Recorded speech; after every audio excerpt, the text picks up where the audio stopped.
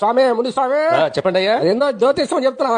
అవును, జరిగేది జరగబోయేది కూడా చెప్తాను. చెప్పు స్వామి. ఇప్పుడు నువ్వు నోటితో మాట్లాడుతున్నావు, చూడకున్నాడు చెప్తున్నావు చూడు. కాదు స్వామి, చూడకుండానే చెప్పినావు స్వామి. అదే జ్యోతిష్యం అంటే. నువ్వు ఇంట్లో ఉండవా బయట ఉండవా? అది కూడా నువ్వే చెప్పు స్వామి. అయితే టీవీ పెట్టి చెప్తా ఉండు స్వామి, ఇంట్లోకి పోతున్నా. పెద్దయినా నువ్వు బయట ఉండవు. అవే ఎట్ట చెప్తున్నావు స్వామి మహిమ?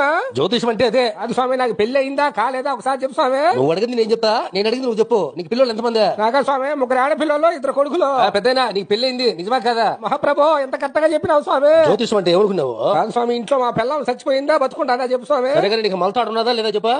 లేదు స్వామి. పెద్దయినా మీ పిల్లం చచ్చిపోయింది కరెక్ట్ గా అంటే చెప్తున్నావు స్వామి. కాదు స్వామి, మా కూతుర్లకు పెళ్లి అయిందా కాలేదా చెప్పు స్వామి. తప్పకుండా చెప్తా పెద్దయినా. నీ కల్లుళ్ళు ఎంతమంది? ఒక అల్లుడు స్వామి. పెద్దయినా మీ కూతురుకు ఒక్క కూతురికి పెళ్లి అయింది అవునా కదా? అరే రామ్ అరే కృష్ణ, ఎంత తెలుసు స్వామి, ఎంత కరెక్ట్ గా చెప్తున్నావా? కాదు స్వామి, జరిగిపోయేట్టు కూడా చెప్తున్నావా?